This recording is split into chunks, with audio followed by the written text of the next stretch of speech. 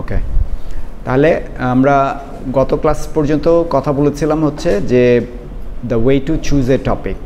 এটার প্রথম দুইটা ব্যাপার কি, যে a topic that you know very well, আর এটা হচ্ছে you don't know that much and you are supposed to research.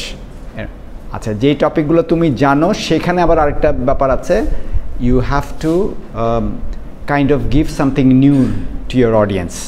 এবং অডিয়েন্স কি করছে, অডিয়েন্সের ভূমিকাটা এখানে হচ্ছে যে তাকে কেন্দ্র করেই you have to choose all your topics.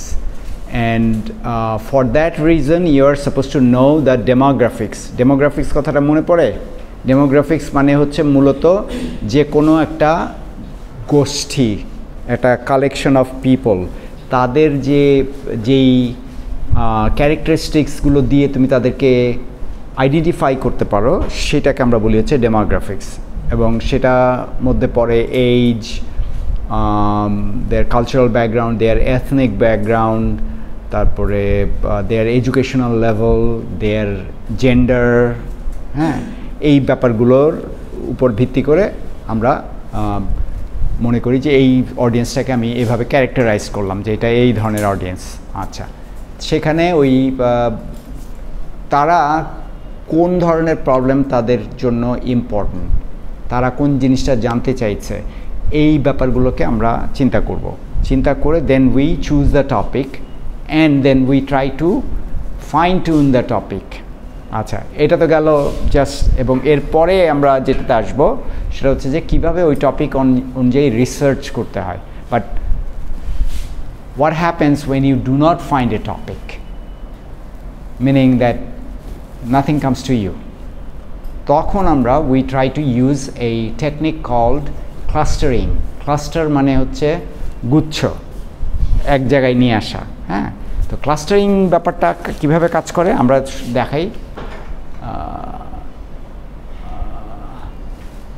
প্রথম হচ্ছে যে তুমি মনে করো একটা পিস অফ পেপার নিবা, নিয়ে you write down the columns, আমরা দেখব যে হ্যাঁ, and then you title the columns in the following categories: people, places, things, events, process, concept, natural phenomena, problems, plans and policies. আচ্ছা, এই ব্যাপারটা আমাদেরকে হেল্প করার কথা, তাই না? সেই জন্য এই যে 9টা ক্যাটাগরি এখানে বলা আছে, you even do not have to go for more than 3. ঠিক আছে, মানে এটা হচ্ছে কি বেসিক্যালি তোমার কোনো মাথায় কোনো টপিক আসছে না, তুমি এরকমভাবে কলাম ওয়াইজ 3টা কলাম করো, মনে করো যেমন এইখানে দেখাচ্ছি আমরা 3টা কলাম মাত্র, পিপল, প্লেসেস অ্যান্ড থিংস করে what ever comes to your mind, just মাথায় যেটা আসছে সেই ওয়ার্ডটা লিখে ফেলো এই কলামগুলোতে। মানে কিন্তু তোমাকে মনে রাখতে হবে যে আমি যেটা মনে করছি সেটা পিপল ওয়াইজ অথবা প্লেসেস ওয়াইজ অথবা থিংস ওয়াইজ, হ্যাঁ, এইভাবে লিখে ফেলো। লিখে ফেলার পর you'll see that there will appear a certain pattern. সেটা কীরকম এখানে খেয়াল করে দেখো। ফার্স্ট রেসপন্ডার, এই কথাটার মানে হচ্ছে বেসিক্যালি কোনো একটা দুর্ঘটনা ঘটলে বা কোথাও খুব জরুরি কিছু হলে, একটা ফায়ার যদি কোথাও শুরু হয়, what happens, the fire brigade goes there, দমকল বাহিনী চলে যায়। অথবা if there is a car accident, what happens, the police goes there or the ambulance, the paramedics মানে ওই যে যারা অ্যাম্বুলেন্সে করে গিয়ে রোগী নিয়ে আসে তারা চলে যায়। তো তাহলে যখন তুমি ফার্স্ট রেসপন্ডার লিখলে এখানে এবং থিংসের মধ্যে লিখে রাখছো অ্যাম্বুলেন্স, তার মানে ইউ ক্যান কানেক্ট দ্যাম। কিন্তু হয়তো তোমার প্রথমে এই জিনিসটা মাথায় আসেনি যে ও আচ্ছা আমি একটা পার্টিকুলার দুর্ঘটনা নিয়ে লিখবো বা ওই টপিকটা চুজ করব, ওইখানে এই ঘটেছিল, এটা তো তোমার মাথায় প্রথমে আসছে না। কিন্তু যখন তুমি এইভাবে লিখছো তখন then you can start writing, making connections. হ্যাঁ, এটাই হচ্ছে এইটার টেকনিকটা, ঠিক আছে? না, প্রত্যক্ষদর্শীরা কাইন্ড অফ তাদেরকে তুমি উইটনেস হিসাবে ব্যবহার করতে পারো যে well they saw the thing, they saw the event, and then you can use their statements or their description of the event.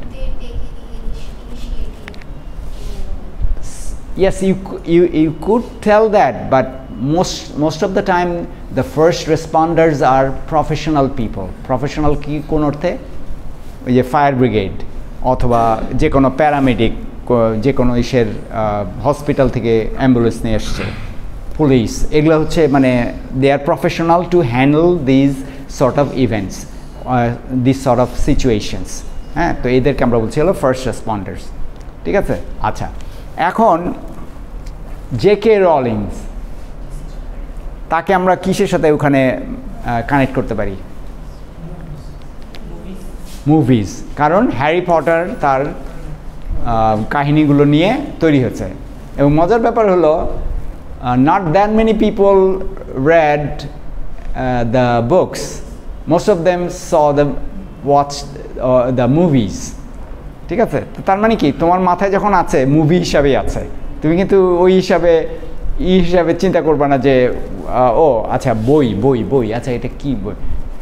মানে এইখানে জিনিসটাকে আমরা বলি হচ্ছে ফ্রি অ্যাসোসিয়েশন। ফ্রি অ্যাসোসিয়েশন মানে কি, কোনো ধরনের রেস্ট্রিকশন ছাড়া তুমি অ্যাসোসিয়েট, মানে হচ্ছে you are trying to bring two things together. তোমরা এখন ডিসক্রিট ম্যাথ নিচ্ছ, তাই না? আমরা একটা তাহলে ডিসক্রিট ম্যাথের কনটেক্সটে একটা করার চেষ্টা করি। ও আচ্ছা, এটা কাইন্ড অফ ডিসক্রিট ম্যাথে অনেক সময় ব্যবহার হয়, থিওরি অফ কম্পিউটেশনেও ব্যবহার হয়। এটাকে আমরা বলি হচ্ছে কার্টেসিয়ান পেয়ার। কার্টেসিয়ান পেয়ার কথাটা শুনেছো কখনো? কার্টেসিয়ান পেয়ার রেনে দেকার্ট এটা করেছেন, আইডিয়াটা নিয়ে এসেছেন। সেটা হচ্ছে কি, you take two arbitrary sets, দুইটা আলাদা সেট তুমি নিবা, ওই দুইটা সেটের মধ্যে কিন্তু কোনো যে মিল থাকতে হবে এমন কোনো কথা নেই। They may not have same or similar things, but what you do, you put the one element from this set and one element from that set, you bring them together and you keep them together.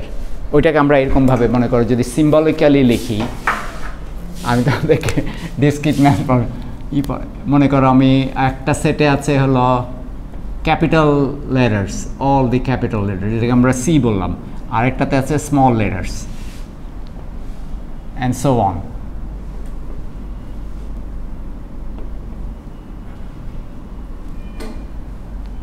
এগুলো সব capital. এখন আমি এই দুইটা set থেকে একটা একটা করে এলিমেন্ট নিচ্ছি, মনে করো এরকম একটা নিলাম, এইটাকে আমরা বলি হচ্ছে, অথবা এরকম নিতে পারি, সবগুলোই নিতে পারি আমরা মনে করো এরকম নিতে পারি, ক্যাপিটাল বি এ, এরকম নিতে পারি। হ্যাঁ, সো এইগুলোকে আমরা বলি হচ্ছে কার্টেসিয়ান পেয়ার। আমি অন্য ক্লাস হলে এই আইডিয়াগুলো ব্যবহার করতাম না, অন্য সাবজেক্ট হলে, যেহেতু you guys are from computer science, সেই জন্য এটা ব্যবহার করছে। আচ্ছা, এইটাকে আমরা অনেকটা বলতে পারি ফ্রি অ্যাসোসিয়েশন। কোনো ধরনের ছাড়াই, আমরা কোনো ধরনের শর্ত না মেনে আমরা দুইটা সেট থেকে দুইটা জিনিস এনে জাস্ট লাগিয়ে দিলাম। ব্যাপারটা এরকম হতে পারে, তুমি একটা ডেটাবেস তৈরি করছো, ডেটাবেস এটা কাজে লাগে, ডেটাবেস ডিজাইনে তোমরা দেখবা। সেটা হচ্ছে কি, যে মনে করো একজন স্টুডেন্টের নাম আর আইডি, বা স্টুডেন্টের কোন কালার পছন্দ করে বা কোন বই পছন্দ করে, কোনো ধরনের ছাড়াই এগুলোকে এক জায়গায় নিয়ে আসলা, যে এই স্টুডেন্ট এই বইটা পছন্দ করে, তাহলে এটা একটা পেয়ার হয়ে গেল। ঠিক আছে? এই ফ্রি অ্যাসোসিয়েশনের ক্ষেত্রে আমরা এই কাজটা করতে পারি, যে আমি যে কোনো একটা টপিক নিয়ে আরেকটা টপিকের সাথে ম্যাচ করলাম, ম্যাচ করে then you try to imagine, you try to make up things. মনে করো এখানে এরকম হতে পারে, মনে করো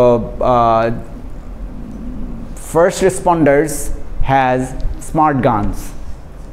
স্মার্ট গানস বেসিক্যালি অত্যাধুনিক কোনো অস্ত্র, রাইট? আমরা এখানে স্পেসিফাই করছি না। ফার্স্ট রেসপন্ডার কে হতে পারে? পুলিশ হতে পারে। তারা এরকম স্মার্ট গান ব্যবহার করছে কেন? মেবি তারা ড্রাগ ডিলারদের সাথে যুদ্ধ করতে, তাদেরকে ধরতে গেছে। এই যে কি হচ্ছে, you are extending your imagination, তুমি তোমার চিন্তা শক্তিকে, প্লিজ ডু নট লেট করে আসছো, কথাবার্তা কম, ঠিক আছে? আমাদের মানে ট্রেন অফ থট কিন্তু লাইনচ্যুত হয়ে যাবে। আমার ট্রেনগুলো চলছে, হ্যাঁ, এখন লাইনচ্যুত হোক এটা আমি চাই না। আচ্ছা, তাহলে কি হচ্ছে, যে ফ্রি অ্যাসোসিয়েশন বলছি আমরা ওই কারণে যে you take any word from any column and you try to match it up. এটা যে শুধু পেয়ার হতে হবে এমন কোনো কথা নেই, এটা জাস্ট আমি একটা উদাহরণ দিয়েছি। It can be like you use all 3 columns, অথবা তুমি 9টা কলাম করলা, 9টা কলামেরই কী করে নিয়ে দেখবে যে একটা চেইন তৈরি হয়ে গেছে। ওই চেইন ব্যবহার করে ইউ ক্যান স্টার্ট প্রত্যেকটা এই সন্দেহে। এইখানে একটা মজার অবজারভেশন আছে যেটা আমরা বেশিরভাগ সময় খেয়াল করি না, সেটা হচ্ছে যে any word that has some sort of past history, আমরা একটা শব্দ ব্যবহার করি, সেই শব্দটা পেছনে হয়তো একটা হিস্ট্রির মতো আছে একটা কিছু। এখন তুমি যদি ওইটাকে চিন্তা করে বের করতে পারো, you have your materials, you have your topic. বুঝতে পারছো? মানে এগুলোকে জাস্ট কানেক্ট করে then you try to bring in some sort of logic. এইগুলোকে আমি যে কানেক্ট করছি কোন লজিকের ভিত্তিতে, মনে করো আমি যদি এরকম বলি মাই ফ্যামিলি কুয়াকাটা মুভিজ, এরকমই করো, আমি কীভাবে কে করতে পারি তোমাদের কাছ থেকে একটু শুনি। অথবা কুয়াকাটা সম্বন্ধে মুভি দেখে, না আমরা কুয়াকাটা সম্বন্ধে মুভি দেখে কুয়াকাটাতে গেছি। দেখো, মানে you are setting up the logic and then you get a new topic, যেটা হয়তো অন্য কেউ চিন্তা করে নাই। এখানে যেমন আমি সেদিন ইউটিউবে দেখলাম যে একজন 10 নম্বর মহাবিপদ সংকেত দেখে সে ওই দিকে দৌড় দিয়েছে, সে ঝড় দেখবে। মানে এটা কাইন্ড অফ আমাদের কাছে কাইন্ড অফ কিছুটা নির্বুদ্ধিতা মনে হতে পারে, but he is adventurous, adventure. আমরা ওইটা নিয়ে কথা বলবো একটু পরে, মানে তোমার ইগুলো না, আমরা তো অলরেডি কথা বলেছিলাম ওইটা নিয়ে, যে বিভিন্ন ড্রামাটিক এক্সপিরিয়েন্স নিয়ে তুমি টপিক তৈরি করতে পারো, তাই না? তুমি এখানে গেছো, মানে ওই লোক কী করেছে আসলে বেসিক্যালি আমার কাছে, যে ওই লোক কি সাক্ষাৎকার ছিল বোধ হয়, তাই না? If he was a YouTuber, he could have made some kind of content, এবং definitely তার প্রচুর হিট। ঠিক আছে? So this is how you bring things, you gather things they are ordinary, but you bring something exceptional out of it. ঠিক আছে? এইটাই হচ্ছে মানে আমাদের ক্লাস্টারিংয়ের সুবিধা। ক্লাস্টারিং এটা একটা লুজ টার্মে এই টেকনিকগুলোকে বলছে, যে তুমি এখানে টেকনিক কোনো টপিক খুঁজে পাচ্ছ না, but you are trying to make a topic out of যেটা তোমার মাথায় এসে রাইট দেয়ার লিখে ফেললা। তারপরে এখানে যেমন মনে করো ন্যাশনাল পার্কস, ন্যাশনাল পার্কস বলতে কি বোঝায়? হ্যাঁ, মানে কিন্তু what's the meaning of it?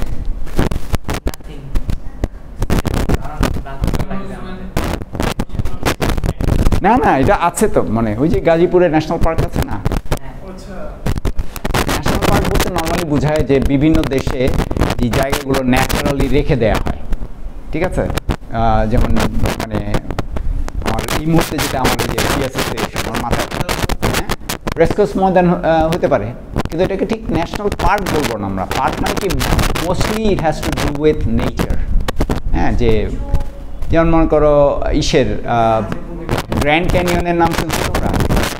Grand canyon আমেরিকার মানে প্রাকৃতিক কী বলে, মানে পাহাড়ের মাঝখানে ক্ষয়ে ক্ষয়ে গিয়ে এরকম ইসের মতো তৈরি হয়েছে, ভ্যালি, খুব ডিপ ভ্যালি তৈরি হয়েছে। ওইটা সবাই লোকজন দেখতে যায়। এরকম চায়নাতে এরকম আছে যে কাচের ব্রিজ তৈরি করেছে বিশাল ইসের ভ্যালির উপরে।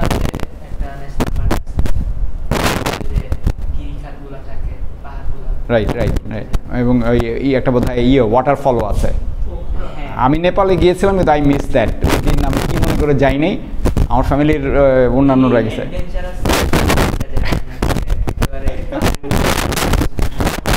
হ্যাঁ, মানে না, জুরাসিক পার্ক তো হচ্ছে মেড আউট, ওইটাও তুমি কাইন্ড অফ নিয়ে আসতে পারো।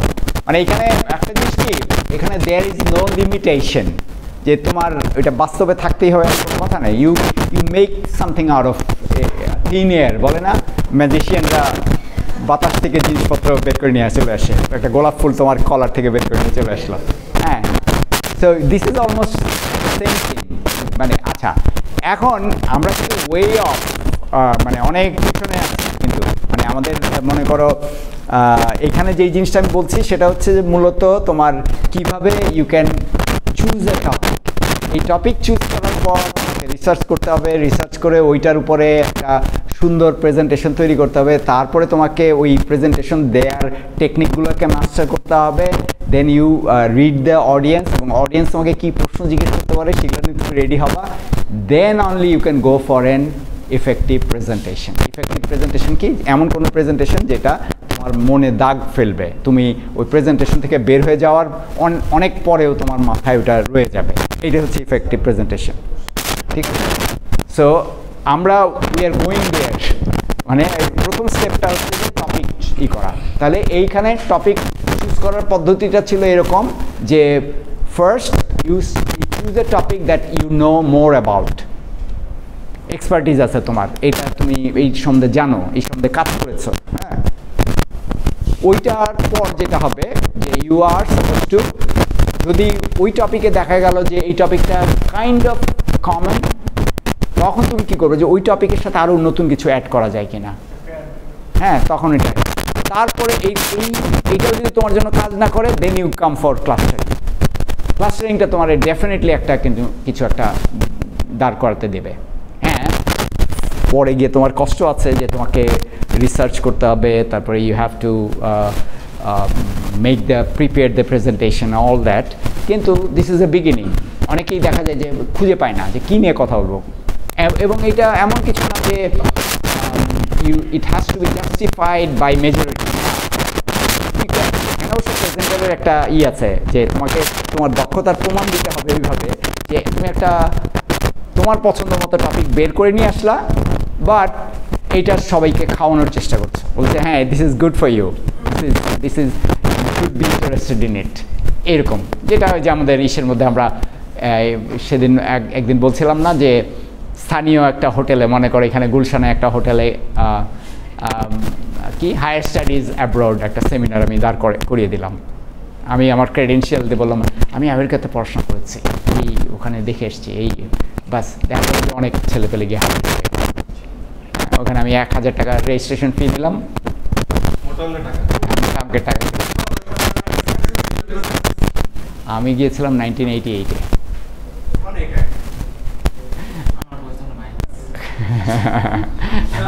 আল্লাহর কাছে ছিল। আচ্ছা, তো মানে এটা আমি বলছি যে ক্রেডিবিলিটি বিল্ডিং। ক্রেডিবিলিটি মানে হচ্ছে কি আস্থার জায়গা, আস্থা তৈরি করা, ক্রেডিবিলিটি। হ্যাঁ, যে আমি একটা কিছু বলবো, তুমি এটা শুনবা, ওয়াই, কেন শুনবো আমি? হ্যাঁ, হোয়াটস দ্য রিজন। তো এই জিনিসটা ইউ অ্যাস্ক ইয়োরসেলফ যখন তুমি একটা টপিক নিয়ে কাজ করতেছো। আচ্ছা, তোমাদের কি খুব জরুরি কিছু? আমি এটা এই জিনিসটা অত্যন্ত অপছন্দ করি যে আমি যখন প্রেজেন্ট করছি বা কোনো একটা কিছু বলছি, যখন এইটা আমাকে খুব ডিস্টার্ব করে, তো যদি খুব জরুরি হয় please go outside and do whatever you want to do and then come back. ঠিক আছে, please do not disturb me. আচ্ছা, তো তাহলে এখন যেটা বলছিলাম, তাহলে এই যে lost my train of thought, কী নিয়ে কথা বলছিলাম জানো?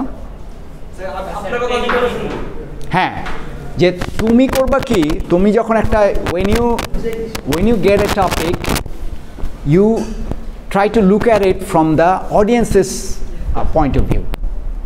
তুমি বললা যে ও এটা তো আমার খুব চমৎকার টপিক, হ্যাঁ ঠিক আছে, কিন্তু তুমি এখন দেখো যে তোমার অডিয়েন্স এটা নেবে কিনা। তুমি সাকিব আল হাসানকে প্রচণ্ড পছন্দ করতে পারো, তার সম্বন্ধে সব খুঁটিনাটি যা কিছু আছে, তার পারফরমেন্স রেকর্ড সব তোমার মুখস্থ, এবং তুমি মনে করতেছো যে ইয়াস এটা একটা দারুণ টপিক, কিন্তু তোমার audience they don't feel a thing about it, they're like so what. ঠিক আছে, তার মানে এইভাবে তুমি টপিক জেনারেট করাটা একটা ব্যাপার, বাট ওইটার সাথে এই জিনিসগুলো চলে আসে যে you have to make it very much enchanting. Enchanting কথাটা বুঝি?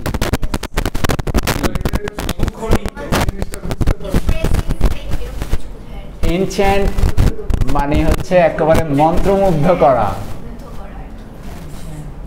এনচ্যান্ট জাদুকরদের বলে যে জাদুকররা এনচ্যান্ট করে লোকজনকে একেবারে করে ফেলে। হ্যাঁ, স্পেল ম্যাজিক, সেটা মানে একটা কিছু তুমি ওই হ্যারি পটার চলো একটা কিছু কি সব ওদের এইগুলো ভুলে গেছে। আমার মেয়ের খুব মুখস্থ ছিল যে কি বলে আর সাই করে একটা কিছু চলে আসলো এরকম।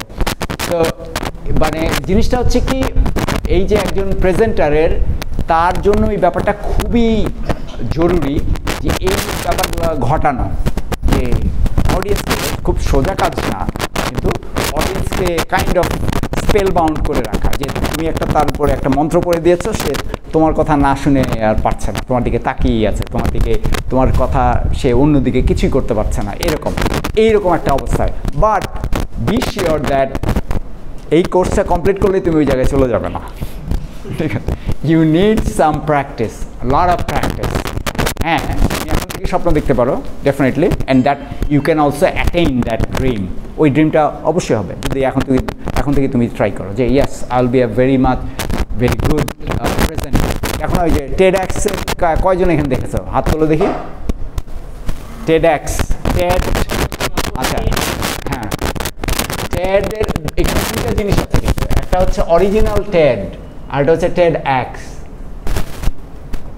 এটা পার্থক্য জানো? আচ্ছা, এটার মানেটা কি? Technology, ethics and design. এটা প্রথম ক্যালিফোর্নিয়াতে, সিলিকন ভ্যালিতে কিছু লোকজন এটা প্রথম শুরু করে তারা, হ্যাঁ। তারপরে তাদের দেখা দেখি সারা ওয়ার্ল্ডের বিভিন্ন জায়গায় সবাই এরকম, এটার কি একটা কমন ফরম্যাট আছে। কমন ফরম্যাটটা কি?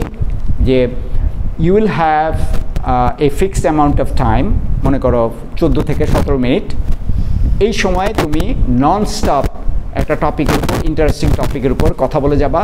Nobody will question you, the audience will look at you. তোমার উপরে স্পটলাইট থাকবে এবং কাউন্টডাউন হতে থাকবে তোমার সামনে। আমি জানি না তোমরা খেয়াল করেছো কিনা, যারা দেখেছো, যে সামনে একটা ডিজিটাল ক্লকের থাকে, যে এটা আস্তে আস্তে কাউন্টডাউন করতেছে যে তোমার সময় শেষ হচ্ছে। তার মানে কি, you are the presenter there and you are looking at that.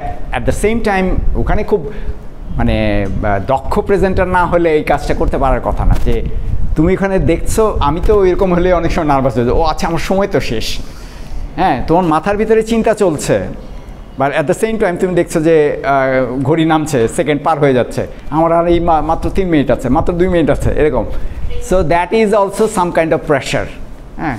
তো ওই খুব দক্ষ না হলে তুমি এটা করতে পারবে না। তো যাই হোক, এগুলো খুব নাম করেছে, মানে যে বিভিন্ন জায়গায়, ইভেন বাংলাদেশেও হয়েছে কিছুদিন আগে, বিভিন্ন ইউনিভার্সিটি বা বিভিন্ন ইভেন গ্রুপ, ছোটোখাটো গ্রুপ, তারাও এটা করতে পারে, যে একটা পার্টিকুলার ইস্যু নিয়ে, একটা টপিক নিয়ে জাস্ট ইউ ডেলিভার স্পিচ। হ্যাঁ হ্যাঁ হ্যাঁ হ্যাঁ, মানে জাজ মানে কি, ওই যে একটা ফরম্যাট দাঁড়িয়ে গেছে যে এইভাবেই হতে হবে, এটা ছাড়া না হলে আমরা এটাকে TEDx বলবো না, ঠিক আছে? মানে এটা একটা ইসের, কিন্তু এটার প্রতি আমার একটা একটু আমি কী বলবো, আমি এটাকে অত বেশি পছন্দ করি না। কেন? যে অডিয়েন্সের সাথে ইন্টারাকশন নাই, মানে অডিয়েন্সের সাথে প্রেজেন্টারের ইন্টারাকশন নাই, বা থাকলেও ওই রকম না। অডিয়েন্স সরাসরি কোনো ফিডব্যাক দিতে পারছে না। অডিয়েন্স হয়তো হাসে বা করে বা অ্যাপ্রুভ, মাথা নাড়াচ্ছে, কিন্তু সরাসরি কোনো কথা বলছে না। হ্যাঁ, এটাও ঠিক, হ্যাঁ ডেফিনেটলি। মানে এখনকার যুগে তো আমরা we are running after time, যে যত তাড়াতাড়ি সম্ভব একটা কিছু শেষ করে ফেলা, but this is not good also. অনেক সময় খুব ডিপ কনভারসেশন সম্ভব হয় না যদি এটা খুব ইলাবোরেট তুমি না করো, হ্যাঁ। কিন্তু মাঝে মধ্যে এটা দরকার আছে। আসো, তো তাহলে আমরা ক্লাস্টারিংয়ের আইডিয়াটা বুঝলাম। ওকে, নেক্সটে আরও বলেছে, যেমন মনে করো এখানে ওইটা বলছে যে কিভাবে তোমাকে করতে হবে, হ্যাঁ। আচ্ছা দাঁড়াও, একটু আমরা লিস্টটা তারপরে একটু দেখ। উপস, এখানে না, এটা আমি পরের আরেকটা কলামে চলে গেছে, ওই 9টা কলামের এখানে বলছে যে very likely several items on your list will strike you as potential topics. এর মধ্যে অনেকগুলোই টপিক আসতে পারে। If not, take the items you find most intriguing and compose sublist for each. এখানে ওই যে বললাম যে কালেকশনের ব্যাপারটা, তারপরে তুমি আরেকটা কাজ করতে পারো, ওইখান থেকে আরেকটা লিস্ট নিয়ে আসতে পারো। মানে ওইখানে একটা আছে, ওইটাকে ভাগ করে ফেললা, ওইখানে একটা ব্যাপার আছে, যেমন আমরা একটু পরে দেখব, ওইটা লিখে ফেলো। লেখার পরে তারপর ওইটা থেকে কি ছবি পাও, তোমার মাথায় কি, ওখান থেকে কি বলছে, ওই শব্দটা শুনে কি মাথায় আসছে, ওই জিনিসটা লিখে ফেলো। এবং তারপরে এইটার সাথে আর কি কি আসে ওগুলো লিখে ফেলো। এই করতে করতে then you get many other subtopics. এখানে ওইটা যেমন দেখাচ্ছে যে তুমি মনে করো যে ওখানে মুভি নিয়ে আমরা কথা বলছিলাম, মুভির সাথে আবার আরও কিছু নিয়ে আসলাম এখানে, হ্যাঁ, যা কিছু আমার মনে আছে। দেখো এখানে লাইটনিং মানে কি, বজ্রপাত, এটার সাথে ক্যাম্পাস ক্রাইমের সম্পর্ক কি? কোনো সম্পর্কই নাই। মানে এটা কিন্তু এই না যে এটা তোমাকে সম্পর্কযুক্ত করতেই হবে এমন কোনো কথা নেই, কিন্তু তুমি হয়তো এরকম করতে পারো যে one day I was going out from the campus, then all of a sudden the rain started and it started lightning, and very severe lightning. It struck only 100 years from me. I was really terrified. এরকম তুমি একটা you can make up stories, ঠিক আছে? So এই জিনিসগুলোকেই আমরা free association মনে করো। এখানে লটারির সাথে তোমার ফিঙ্গারপ্রিন্টসের কি আছে, কোনো ওই অর্থে সম্পর্ক আমরা করতে পারি না। হ্যান্ডের গ্যামলিং, হ্যাঁ তুমি করছো বা তোমার হাতে কি কার্ড আছে, তুমি মনে করো তাস খেলছো বা you can make up things, হ্যাঁ, তো এই জিনিসগুলো হতে পারে, ঠিক আছে? মানে I think you got the idea, তাই না? যে মানে তুমি you write down certain words and then you try to make some connection between them. আচ্ছা, এইবার আসো, আমরা টপিক চুজ করে ফেলেছি। Now what to do? you have to do the research. এটাকে কীরকম টপিক, এর সম্বন্ধে আর কী ইনফরমেশন আমি পাই। হ্যাঁ, অনেক ক্ষেত্রে যেই টপিকগুলো তুমি ভালো জানো সেগুলো হয়তো তুমি নিজেই বের করতে পারো। হ্যাঁ, তুমি নিজেই অনেক কিছু ভালো জানো। তুমি মনে করো একজন ফ্রিল্যান্সার, তুমি একটা পার্টিকুলার প্ল্যাটফর্ম নিয়ে কাজ করো, so you know how to do something in that with that platform, so you write down step by step. এটা হয়তো তোমার ক্লাসমেটরা বা অন্যরা অনেকে জানে না, so you are trying to give them.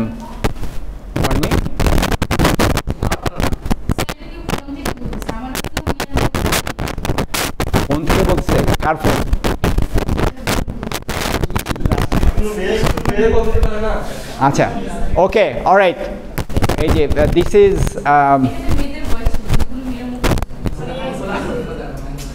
আচ্ছা শোনো, এইগুলো হচ্ছে কি কাইন্ড অফ কিছুটা communication deficiency. You do not say any insightful word when communicating like that, ঠিক আছে? এখন আমরা একটা পাবলিক স্পেসে আছি, হ্যাঁ এটা কোনো মেয়েরা করে না, এটা ছেলেরা করছে। What happens when the boys get a bit annoyed? Why are you blaming us? হ্যাঁ, তো কাজেই এগুলো মানে ওয়েন এই জিনিসগুলো তোমাদের আসলে আমি জানি না, স্কুল কলেজে শেখানো হয় না আসলে। পাবলিক স্পেসের কিছু আনরিটেন কিছু ব্যাপার আছে যেগুলো ইউ হ্যাভ টু মেইনটেইন। আমরা বেশিরভাগই কিন্তু এটা জানি না, আনফর্চুনেটলি। যে আমি পাবলিক স্পেসে আছি, আমার ব্যবহার কেমন হওয়া উচিত, আমার কথাবার্তা কেমন হওয়া উচিত, কিন্তু প্রায় এলিভেটরে লিফটে করি। একজন টিচার আছে, ওখানে ওই কি না একজন বলে যাচ্ছে এটা I should not know, I should not know, তাই না? মানে তোমাদের পার্সোনাল ব্যাপার, এটা একজন টিচার কেন শুনতে পাবে?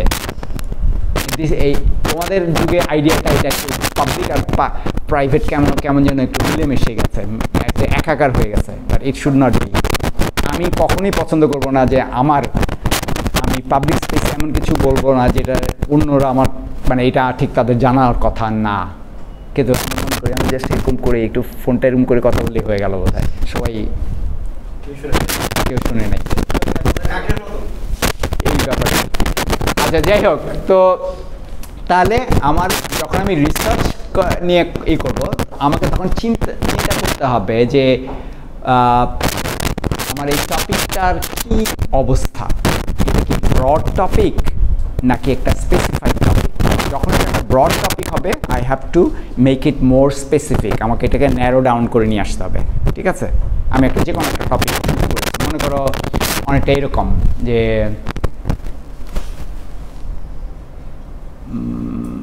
Absent students get lower grades, এরকম একটা টপিক তুমি চুজ করলা যে যারা ক্লাসে খুব বেশি আসে না তারা লোয়ার গ্রেড পায়।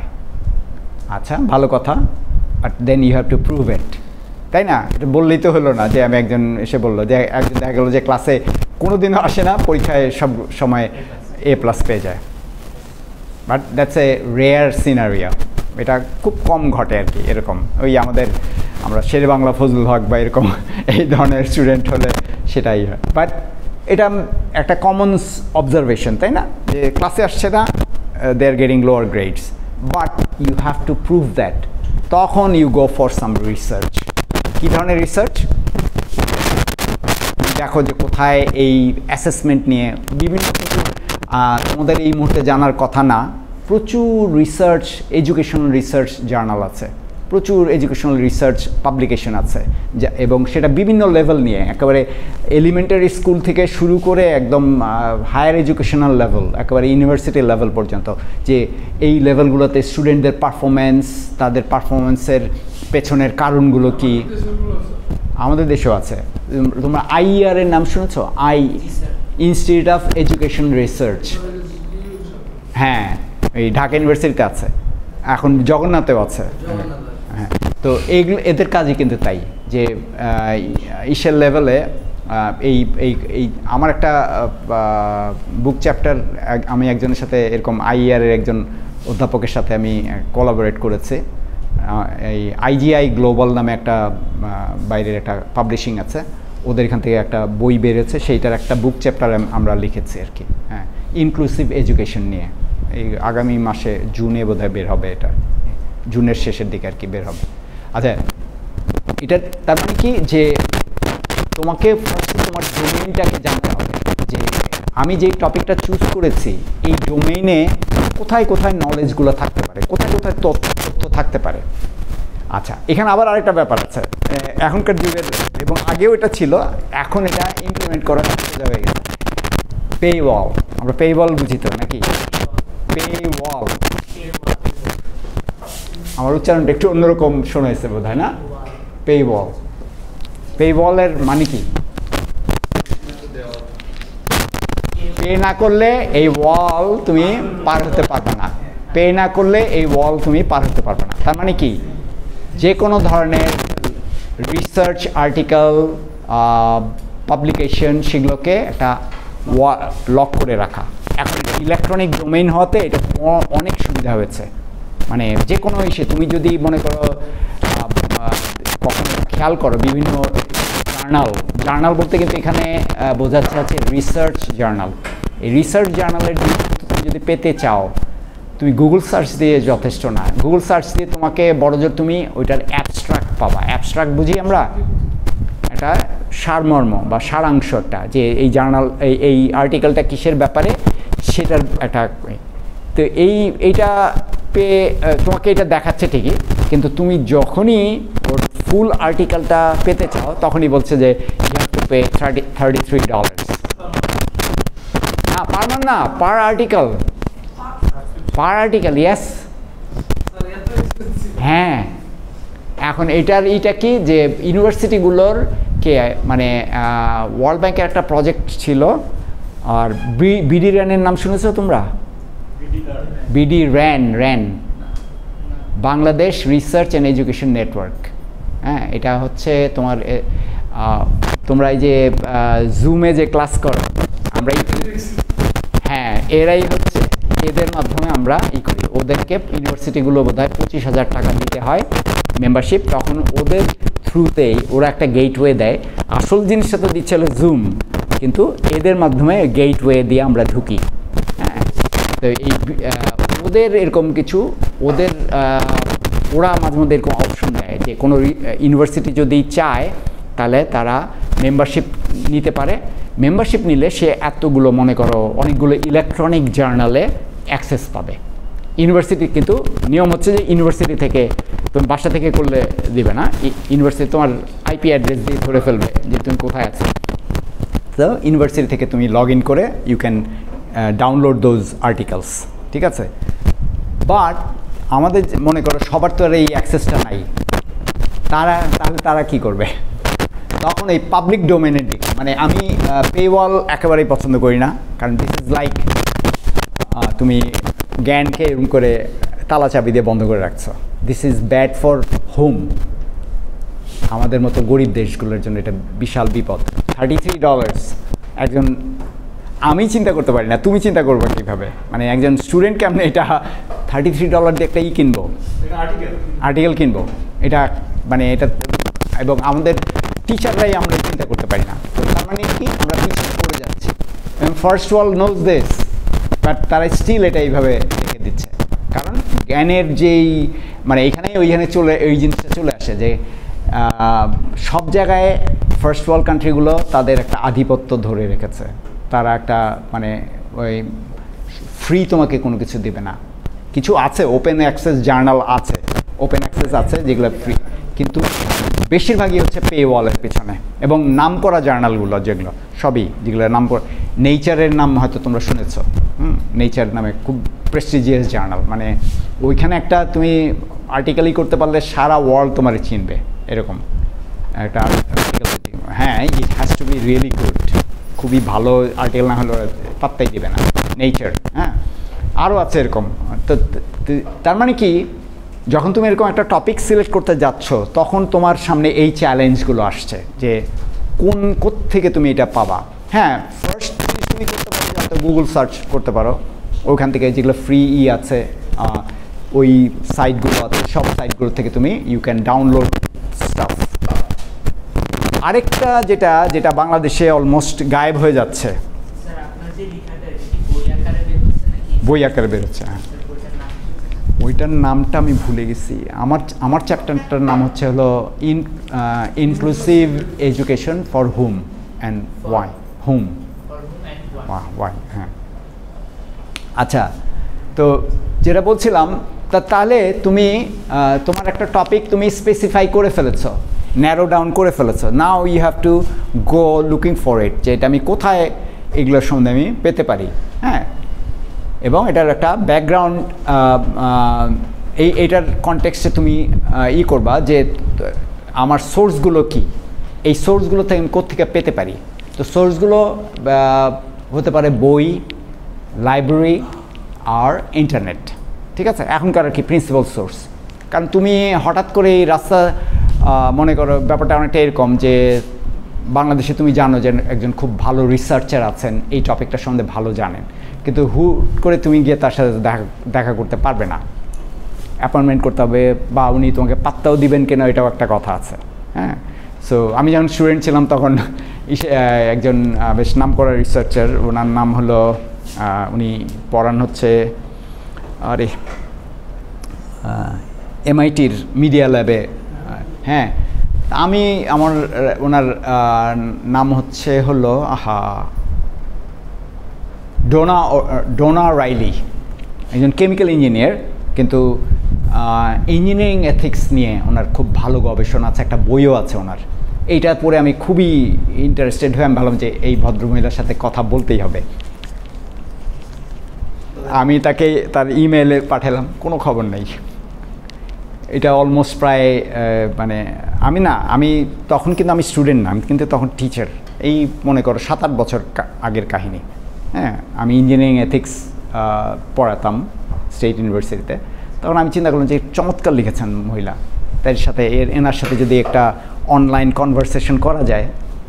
এখন তখন মানে সরি, না, এটা 7-8 বছর না, কোভিডের ঠিক পরপরই, কোভিডের ঠিক তখন তো আমরা নতুন টুলস পেয়ে গেছি, তাই না, যে অনলাইনে ওয়েবিনার করা যায়। তা আমি চিন্তা করলাম যে এটা করলে স্টুডেন্টদেরও লাভ হবে, এটা খুব একটা চমৎকার ব্যাপার হবে।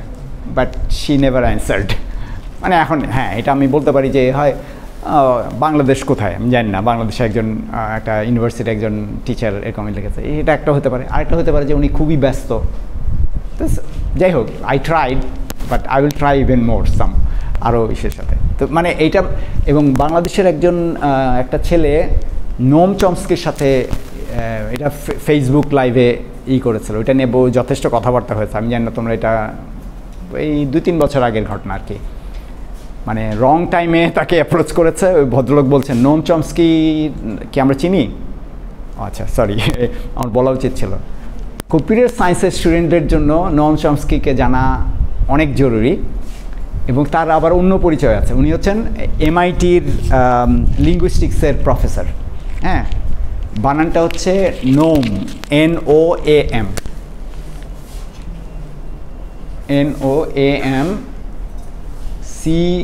CHOMSKY, নোম চমস্কি।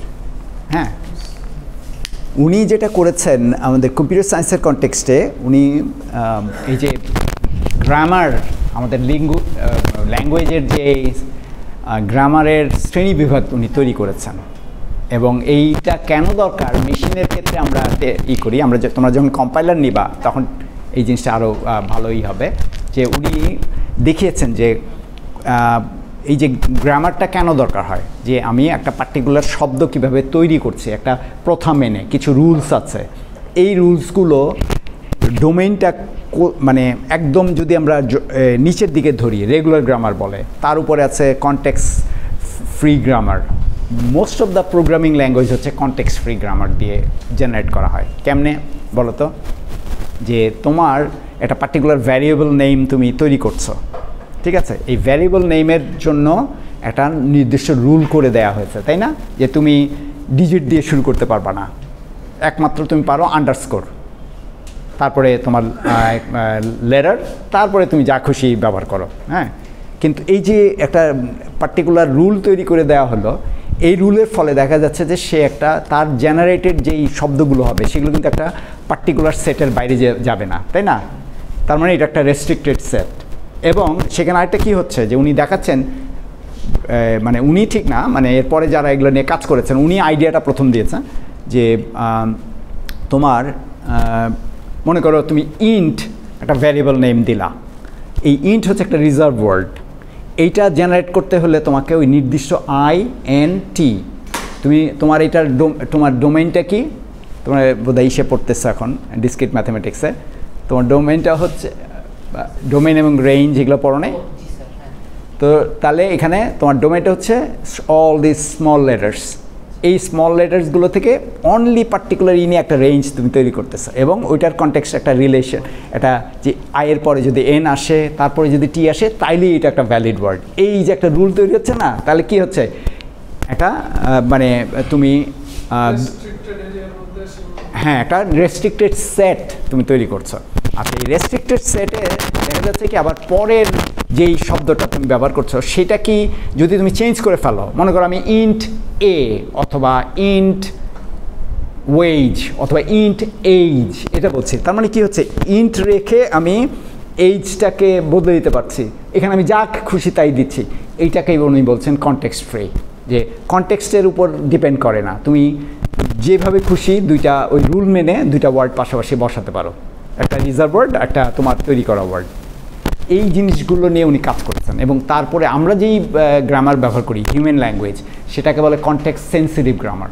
হ্যাঁ, তার উপরে আরও আছে এরকম উনি 4টা শ্রেণী বিভাগ করেছেন আর কি। তো এই ভদ্রলোকের আমি কোন প্রসঙ্গে বলতে গেলাম যেন, এটা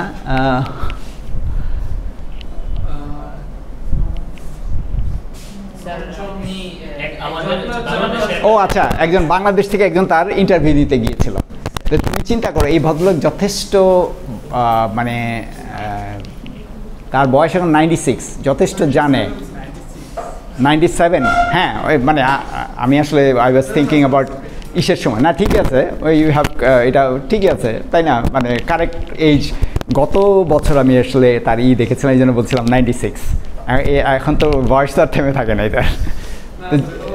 হ্যাঁ, তাহলে যেটা হয়েছে মানে ওই ভদ্রলোককে নিয়ে কথা বলা বা তাকেই করার জন্য যে এই পরিমাণ ইন্টেলেকচুয়াল ক্যাপাবিলিটি দরকার, ওইটা আমরা সাহস করতে পারি না। কিন্তু ওই ছেলেটা, সে বাঙালি একটা ছেলে, সে আসলে বেসিক্যালি জার্নালিজমের মনে হয়, মানে ওনার কিন্তু অন্যদিকে জার্নালিস্টিক দিক থেকে US ফরেন পলিসির সবচেয়ে বড় সমালোচক উনি, এবং নিজে হচ্ছে ইহুদি। হ্যাঁ, তো কিন্তু উনি ইসরায়েলের বিরুদ্ধে কথা বলে, এই জন্য ইসরায়েলিরা তাকে আবার পছন্দ করে না, তাকে বলে যে সেলফ হেটিং জু, মানে নিজেকে পছন্দ করে না। আমি রাইট। তো এই যে উনি যেটা বলছিলাম, তো ওনার সাথে কথা বলতে গিয়ে you have to really know something, তাই না, তার সাথে ওই লেভেলে ইন্টারাকশনের জন্য। ওইটা না করেই সে এই ছেলে দিব্যি তাকে করে গেছে, ওইটা নিয়ে একটু সমালোচনা হয়েছে এগুলো নিয়ে। তো এটা যেই প্রসঙ্গে বললাম যে তোমার সোর্সগুলো কি, তুমি একজন এক্সপার্টের সাথে কথা বলতে চাও, কিন্তু তোমার চিন্তা করতে হবে যে do I have that access, আমি কি তার সাথে গিয়ে রাস্তা থেকে উঠে গিয়ে তার সাথে কথা বলতে পারি কিনা, বা তার সাথে যোগাযোগ। নোম Chomsky was really very nice, যে কোন দেশের একটা ছেলে তার সাথে লাইভ চ্যাট করতে চেয়েছে, উনি লাইভ ফেসবুক লাইভে কথা বলতে চেয়েছে, হি এগ্রিড। হ্যাঁ, কিন্তু এটা সবার সাথে তুমি পাবা না, মানে এটা আমি যে ওই কনটেক্সে যে রিসোর্সটা তোমাকে ওইভাবে ওয়াইজলি চুজ করতে হবে। You have to know that আমি কার কাছ থেকে আমি কাকে আমার সোর্স হিসেবে ব্যবহার করতে পারি আমার টপিকের জন্য, ঠিক আছে? আচ্ছা, এখন যদি পাবলিক রিসোর্সের কথা আসে, এগুলো তো আমরা প্রাইভেটের কথা বলছিলাম, পেওয়ালের মধ্যে আছে, ইসের মধ্যে আছে, তারপরে এই যে এক্সপার্ট। পাবলিক রিসোর্সে আসলে আমাদের জন্য অ্যাভেলেবল হচ্ছে কি লাইব্রেরি এবং ইন্টারনেট, ঠিক আছে?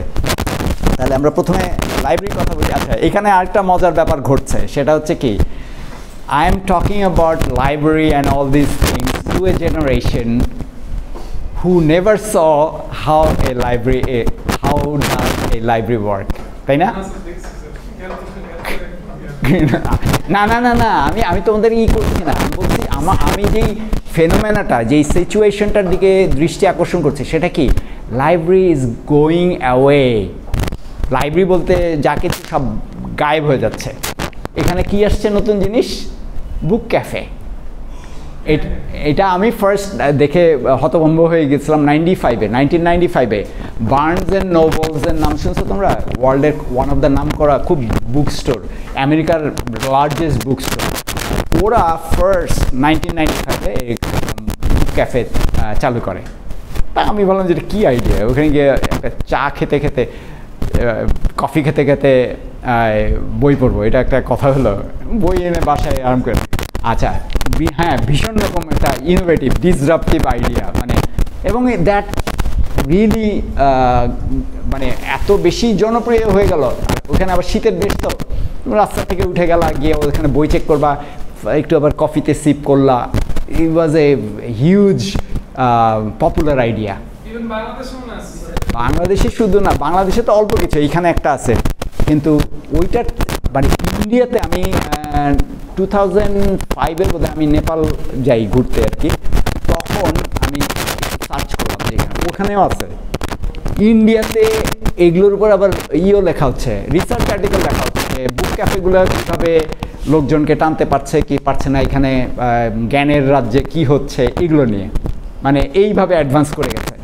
কিন্তু আমার কাছে যে জিনিসটা আপত্তিকর, বা যে জিনিসটাকে আমি পছন্দ করলাম না, যে বুক ক্যাফে যাওয়াতে যেটা হয়েছে, বেঙ্গল যে বুকস, এটাও কিন্তু এক ধরনের বুক ক্যাফে, মানে যদি ওই ভেতরেই নেওয়া যায় না। তারপরে পাঠক সমাবেশ বোধহয় আছে শাহবাগে, এরকম এই আইডিয়াগুলো যেটা হচ্ছে কি কাইন্ড অফ একটা বিজনেস ওরিয়েন্টেড একটা এর ফলে কি হবে, বাংলাদেশের যে জিনিসটা ঘটে বাইরের, তুমি আমারটাও একটু বললো যে এইখানে একটু ঠান্ডা। এইখানে যে জিনিসটা কি হচ্ছে, নর্মালি তোমার বইয়ের কনটেক্সটে তুমি যে কোনো ধরনের বই পড়ার তোমার অধিকার আছে, তাই না? কিন্তু এনরিচ না, প্লাস এখানে ওরা যে কাজটা করে বেশিরভাগ ক্ষেত্রে বেস্ট সেলার বইগুলো নিয়ে আসে। বেস্ট সেলার বইগুলো সবসময় যে তোমার কাজে লাগবে এমন কোনো কথা নাই, ঠিক আছে? এবং বেস্ট সেলার বইগুলোর আরেকটা ব্যাপার আছে, best seller in which context, আমাদের সোসাইটির বেস্ট সেলার না, এগুলো কিন্তু আমেরিকা বা ইউরোপ ওইসব দেশের বেস্ট সেলার। ওই সব দেশের বেস্ট সেলার ডিপেন্ড করে ওই সব দেশের পাঠকরা কি পছন্দ করছে, সেগুলো আমাদের বেস্ট ইন্টারেস্ট নাও হতে পারে, বুঝতে পারছো? But we are imitating that model. এই জিনিসগুলো আর কি আমাকে মানে প্রচণ্ড রকম ভাবা, আমি এগুলো নিয়ে খুব চিন্তা করি যে বেসিক্যালি লাইব্রেরি যেটা আমাদের ছিল আগে, পাড়ায় পাড়ায় কিছু পাঠাগার ছিল, এখনও আছে কিনা জানি না, তোমাদের পাড়ায় ওদিকে আছে কিছু?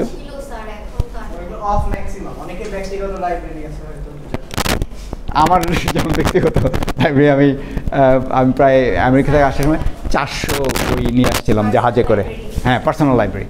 কিন্তু দ্যাটস ইট, শেষ।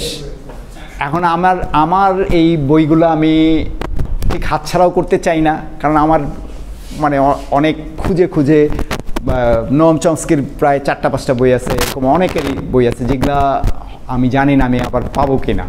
অনেক কিছু আছে আউট অফ প্রিন্টও আছে, কিছু 1967-এরও বই আছে আমার কাছে।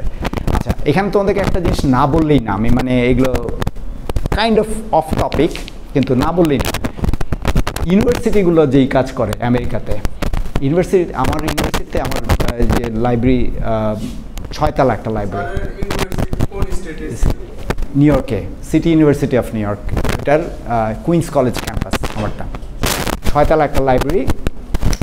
প্রত্যেক মাসের লাস্ট শনিবারে কিছু বুড়া বুড়িকে সামনে বই নিয়ে বসে থাকতে দেখা যেত। কি এটা? এনারা হচ্ছে অ্যালামনাই। কুইন্স কলেজ আছে 1948 থেকে, ইসরায়েল যেই বছর জন্ম নেয় সেই বছর এই কলেজ জন্ম নিয়েছে। আচ্ছা, এরা সব ওই সময়কার অ্যালামনাই, মানে ওই সময় শুধু না, আরও আগে। হ্যাঁ, এই অ্যালামনাইরা তাদের কালেকশনে যে বইগুলো আছে তারা এনে স্টুডেন্টদেরকে কেনার জন্য উৎসাহিত করে। বইয়ের দাম কত? 50 সেন্টস, $1। হ্যাঁ, মানে না ওগুলো, হ্যাঁ আউট অফ প্রিন্ট হওয়ার কথা, মানে ওগুলো তুমি $1 পাচ্ছ। মানে আমি তো এরকম অনেকগুলোই এইভাবে কিনে ফেলছি। ফুটপাতেও কিন্তু ম্যানহাটনের ওইখানে স্ট্রিটে এরকম বই সাজিয়ে বসে থাকে আর কি। তো বাংলাদেশের সাথে পার্থক্যটা হচ্ছে ওইখানে, যে ওখানে তুমি বিভিন্ন ধরনের বই পাবা, বিভিন্ন চমৎকার। বাংলাদেশে হচ্ছে কি এগুলো সবই বেস্টসেলার, তাও কি আমেরিকান বেস্টসেলার। আমি নীলক্ষেতের ওইদিকে আগে প্রায় ঢু মারতাম, এখন আর অত বেশি যাওয়া হয় না ওইদিকে। ওদের যে বইগুলো এমনি ওই যে ফটোকপি প্রিন্ট যেগুলো, এটা ওদের কনটেক্সটে এটা ইলিগাল, বাট আমি মনে করি এটা বাংলাদেশের কনটেক্সটে ইলিগাল না। কারণ Bangladesh can't afford to buy books at that high price. ওদের এখানে যেটা $14 নর্মাল বই, ওই যে কী বলে নিউজ প্রিন্টের বই, যে ওইটাই $14। হার্ড কাভার হলে তো ওটার দাম মনে করো $50 এরকম। ওইটা তুমি কেমনে কিনবা এই বাংলাদেশে যদি তুমি এইভাবে লিগালি আসে? তো সেই দিক থেকে এটা কিন্তু নীলক্ষেত কিন্তু আমাদের, মানে এটা আমি জানি না তোমরা রিয়ালাইজ করো কি না, আমাদেরকে অনেকভাবে হেল্প করছে। বিশেষ করে ঢাকা ইউনিভার্সিটির ছেলে মেয়েরা তো মারাই পড়তো নীলক্ষেত না থাকলে।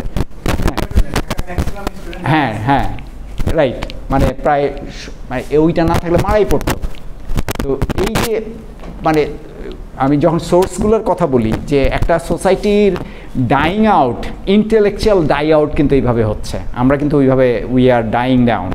কারণ বই যদি না থাকে কোনো কালচারে, you are in big trouble. আচ্ছা, এখানে এই যখন কথা চলে আসলো, এটার সঙ্গে আরেকটা বলি। ফারেনহাইট 411 নামে রে ব্র্যাডবেরি নামে একজন সায়েন্স ফিকশন রাইটার লিখেছেন।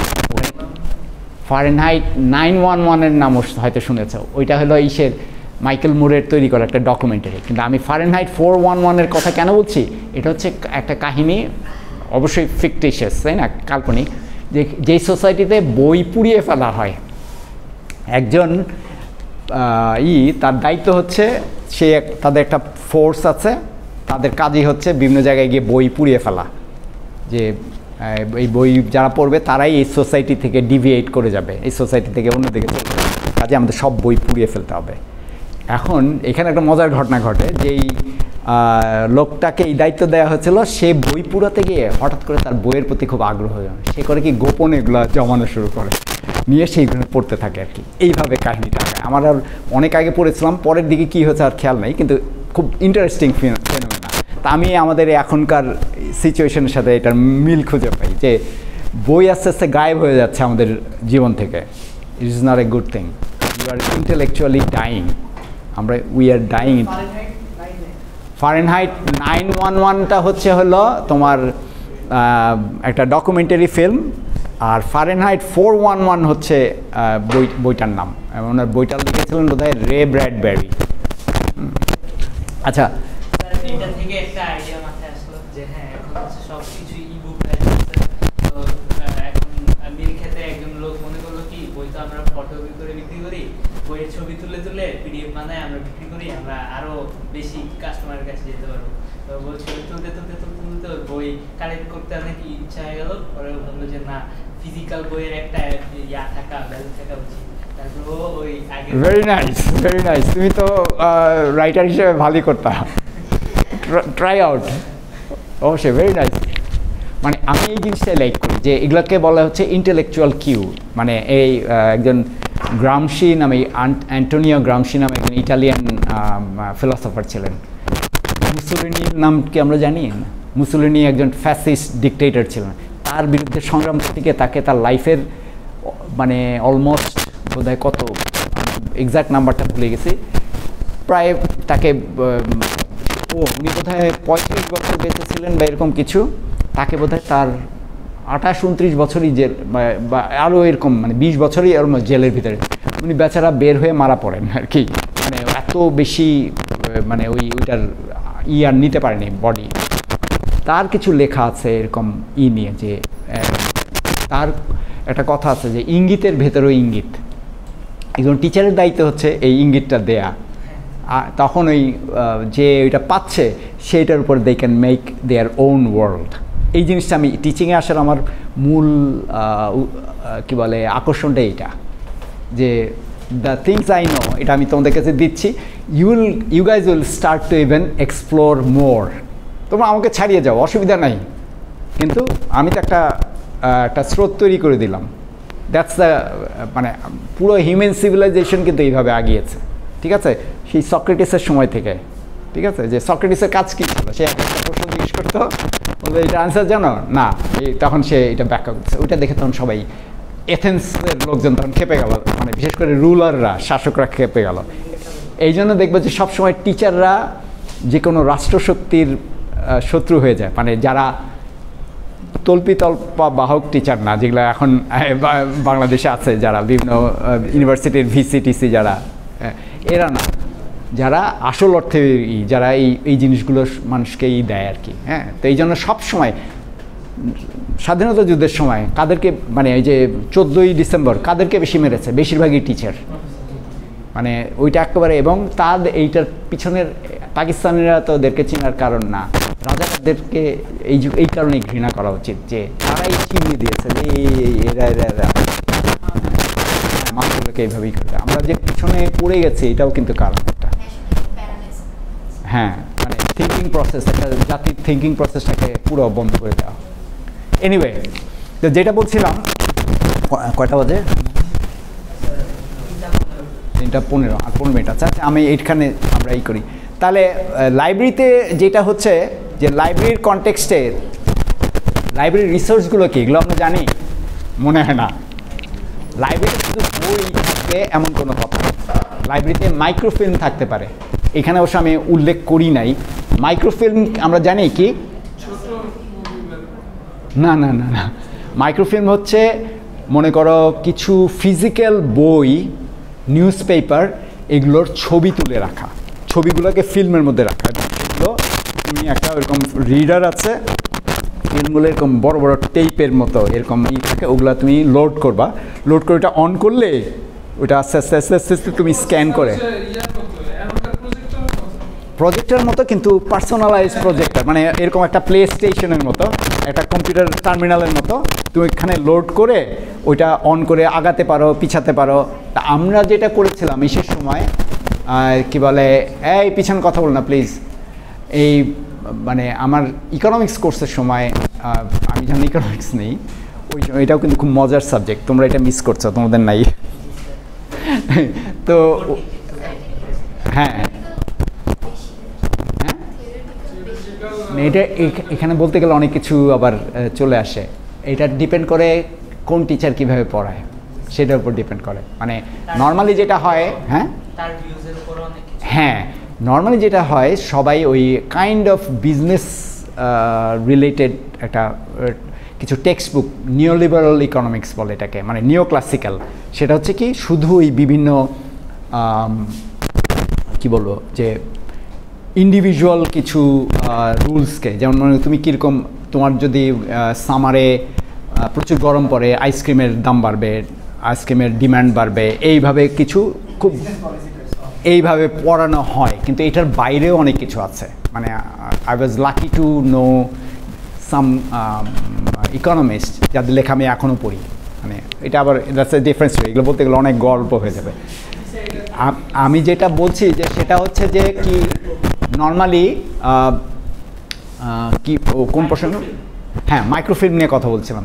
মাইক্রোফিল্মে যেটা হয় নর্মালি তুমি যেই সময় জন্মাও নাই ওই সময়কার জিনিসপত্র, তুমি পেপারগুলো কীরকম ছিল সেগুলো তুমি মানে মনে করো প্রথম আলো বাদ দিয়ে, প্রথম আলো তো বোধ হয় কত বছর 80s থেকে বোধ হয়, মনে করো 1960s না, যুগান্তরও আরও এরকম সময় বাংলাদেশ অবজারভার, ইত্তেফাক, এরা হচ্ছে একেবারে ওই ইত্তেফাকের মনে করো না শেখ মুজিবুর রহমান যখন ভাষণ দিচ্ছেন ওই দিনের পরের যে পৃষ্ঠাটা, পরের যে পত্রিকাটা, এটা তুমি যদি পেতে চাও that can be on microfilm. ঠিক আছে, হার্ড কপিটা, হ্যাঁ হার্ড কপির ছবিটা, মানে হার্ড কপি স্ক্যান করা ওইটা। তো এইটা আমাকে দারুণ হেল্প করেছিল। আমি মেক্সিকোর ইকোনমির উপরে আমাকে একটা টার্ম পেপার করতে হয়েছিল, তখন এটা দারুণ হেল্প করেছিল আর কি। এইটা একটা জিনিস। অবশ্যই এগুলো কিন্তু স্ট্যান্ডার্ড লাইব্রেরির, এটা হয়তো তুমি ব্রিটিশ কাউন্সিলে পেতে পারো, আমি I am not really sure, কিন্তু সব লাইব্রেরিতে হয়তো থাকবে না আর কি। কিন্তু অন্য যেগুলো থাকতে পারে পিরিয়ডিক্যালস হচ্ছে বেসিক্যালি কোনো একটা পার্টিকুলার টপিকের উপরে কি আর্টিকেল বের হয়েছে সেগুলোর একটা এগুলো কিন্তু মানে আর্টিকেলগুলোর টপিক ওয়াইজ একটা লিস্টিং, এটাকে আমরা বলি পিরিয়ডিক্যালস। তারপরে আছে এনসাইক্লোপিডিয়া তো আমরা বুঝি তাই না, মানে এনসাইক্লোপিডিয়া ব্রিটানিকা আমার মানে এখন এরকম মনে করো 22টা এরকম বড় এইগুলো তুমি ফিজিক্যালি রাখতে চাও পুরো একটা 2টা শেলফ দরকার হবে। হ্যাঁ, এগুলো কারা অ্যাফোর্ড করতে পারে? বাংলাদেশে কিন্তু কিছুদিন আগ পর্যন্ত, আমি ইদানিং আর দেখি না, কিছুদিন আগ পর্যন্ত ইউনিভার্সিটিতে চলে আসতো কিছু এরকম বড় বই নিয়ে চলে আসতো যে 1700-1800 টাকা দাম, বাইরের বাধাই করা এরকম বই, মানে ওরা সেলস এজেন্ট হিসাবে কাজ করতো, এসে নক করতো। আমি জানি না এখন ইদানিং আর আমি দেখি না খুব একটা, মানে হ্যাঁ মানে বাংলাদেশি ছেলেমেয়েরাই কিন্তু ওই বই করতো আর কি। তো এই ব্রিটানিকা এনসাইক্লোপিডিয়াতে কি, এনসাইক্লোপিডিয়াটা হচ্ছে মূলত যে কোনো একটা টপিকের উপরে তুমি, তোমাদের জন্য ভালো একটা জিনিস হচ্ছে Wikipedia, but that has some problem, এটা যে কেউ এডিট করতে পারে, এটা হচ্ছে একটা সমস্যা। মানে এটা আমরা যখন এই যে ইন্টারনেটের, তোমাদের হয়তো পরীক্ষায় এরকম কোশ্চেন থাকতে পারে যে ইন্টারনেটের রিসার্চের ডিসঅ্যাডভান্টেজগুলো কী, এরকম থাকতে পারে। তো এই জিনিসগুলো জানা দরকার আর কি। এবং মজার ব্যাপার হলো যে এই যে পার্টিকুলার আমি রিসার্চ নিয়ে কথা বলছি, এইটা তোমার এই মুহূর্তে তোমার কাছে খুব বেশি রিলেভেন্ট না মনে হলেও, প্রাসঙ্গিক না মনে হলেও, এগুলো কিন্তু তোমার যখনই হায়ার স্টাডিজে যাবা, this will help you guys. কেউ যদি যারাই এমএসসি করতে যাও, you have to write some kind of thesis paper. আমরা আন্ডারগ্রেডে অনেক জায়গায় থিসিস অ্যালাউ করা হয়, কিন্তু আমাদের ইউনিভার্সিটিতে, আমাদের এখানে বোধহয় করা হয় না, প্রজেক্ট করানো হয়, কিন্তু অনেক জায়গায় থিসিসও করানো হয়। থিসিস আর প্রজেক্টের মধ্যে পার্থক্যটা হচ্ছে, প্রজেক্ট হচ্ছে তুমি একটা প্র্যাকটিক্যাল অ্যাপ্লিকেশন তৈরি করে দেখাচ্ছ, একটা প্রোগ্রামিং ইন্টারফেস সহ একটা প্রজেক্ট তৈরি করলাম। আর থিসিসটা হলো তুমি থিওরিটিক্যাল লজিক দিয়ে তুমি প্রোভাইড করলা যে এই দিস ইজ হাউ, একটা নতুন জিনিস, একটা নতুন ওয়ে, একটা নতুন অ্যালগোরিদম আসলো। হ্যাঁ, তো এই কাজগুলো যদি করতে চাও, ইউ নিড, ইভেন তোমার প্রজেক্ট তৈরির ক্ষেত্রেও রিসার্চ। কোনটা? মোস্টলি এখানে একটা ব্যাপার আছে, থিসিস মোস্টলি হয় কি যে এটা ধরনের অ্যাকাডেমিক এন্টারপ্রাইজ, মানে অ্যাকাডেমিক এন্টারপ্রাইজ মানে কি, যে তুমি যদি অ্যাকাডেমিক রিসার্চ করতে চাও তাহলে এটা অবশ্যই দরকার। কিন্তু আমরা হয়ে গেছি হলো বাজার অর্থনীতি, তো আমরা হয়ে গেছি যে আমরা এমপ্লয়মেন্ট সেক্টরের দিকে বেশি নজর দিচ্ছি। তো এমপ্লয়মেন্ট সেক্টর চায় হচ্ছে তুমি প্রজেক্ট করতে জানো। অ্যাব্রোডের জন্য থিসিস, হ্যাঁ না, অ্যাব্রোডের জন্য প্রজেক্টের ডিসঅ্যাডভান্টেজ, তুমি যদি হায়ার স্টাডিজে যেতে চাও তোমার থিসিস করাটা দরকার। আর তুমি যদি চাকরি ভালো পেতে চাও তোমার প্রজেক্ট করা দরকার। তোমার যে এমপ্লয়ার সে তোমার সিভিতে দেখবে তুমি কয়টা প্রজেক্ট করেছো, ঠিক আছে? So this is how. কিন্তু আমি যেটা বলছি যে এই রিসার্চগুলো কিন্তু তোমার দুইটার ক্ষেত্রেই কিন্তু কাজ করবে, দুইটার ক্ষেত্রেই তোমার দরকার।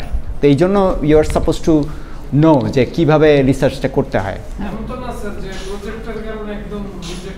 না না না, সেটা না, ওইটা মানে আর বাংলাদেশে আরেকটা যেটা প্রবলেম হয় বেশিরভাগ ক্ষেত্রেই, বেশিরভাগ ইউনিভার্সিটিতেই প্রজেক্টগুলো হয় খুবই চর্বিত চর্বণ। চর্বিত চর্বণ কথাটা বুঝি আমরা, অলরেডি তুমি চিবিয়ে ফেলেছো, ওই জিনিসটাকে আবার চাবাচ্ছ, ঠিক আছে? তার মানে কি কিছু এমন কিছু প্রজেক্ট যেগুলো সবাই করে, লাইব্রেরি ম্যানেজমেন্ট সিস্টেম, হয়তো আমি এটার মধ্যে একটা নতুন স্পিন মেরে দিলাম যে অনলাইন বুক রিজার্ভেশন সিস্টেম, তুমি ওয়েবের মাধ্যমে তোমার লাইব্রেরির বই রিজার্ভ করছো, ওইটার একটু করে আর কি এরকম করলাম। তো এই যে এই কনটেক্সটগুলো আর কি বোঝা, এই রিসার্চের দিকে গেলে এই জিনিসগুলো কাজে আসে। টাইম শেষ? আচ্ছা একটা সেকেন্ড, আমি জাস্ট একটু এইটুকু শেষ করে দিই। ম্যাগাজিন, নিউজ পেপার আর জার্নাল। জার্নাল কিন্তু অনেক ধরনের আছে। জার্নাল বলতে আমরা নর্মালি বুঝি যে কোনো একটা কিছু এন্টারটেইনমেন্টের জন্য পড়লাম, না। Research journal is a different thing. Research journal কি? যেগুলোতে অরিজিনাল ইনোভেটিভ কেউ একটা কিছু আবিষ্কার করেছে। মনে করো তুমি একটা নতুন অ্যাপ্লিকেশনে আবিষ্কার করলা, একটা কম্পিউটার প্রোগ্রাম লিখলা, কিন্তু এটা this is something very very new, আর কেউ এটা আগে করে নাই। You can write about that এবং সেটা তুমি পাবলিশ করতে পারো জার্নালে। এগুলো হচ্ছে রিসার্চ জার্নাল, যারা যেরকম নতুন একটা কিছু নিয়ে আসছে। আচ্ছা, এখন এই রিসার্চ জার্নাল অনেক জায়গাতেই তোমার যেন তেন রিসার্চ দিয়েও অনেকে, যে ইন্ডিয়ান প্রচুর, don't fall for it. Indian প্রচুর, যদি মনে করো তুমি চাচ্ছ একজন, তুমি হায়ার স্টাডিজে যাবা, তুমি কিছু পাবলিকেশন দরকার, তুমি জার্নাল, ইন্ডিয়ান জার্নালগুলো অনেকেই আছে প্রেডিটরি জার্নাল বলে এগুলাকে। প্রেডিটরি কেন? তোমাকে বলবে যে তুমি খুব অল্প, তোমার যে কোনো একটা আর্টিকেল তুমি লেখো, আমরা এটা ছাপাই দিব। না না, তোমার নামেই ছাপাবে, কিন্তু তোমার কাছে টাকা নেবে, ঠিক আছে? হ্যাঁ, মানে তাদের কাছে আগ্রহটা হচ্ছে তোমার টাকাটা নেওয়া, মানসম্মত না।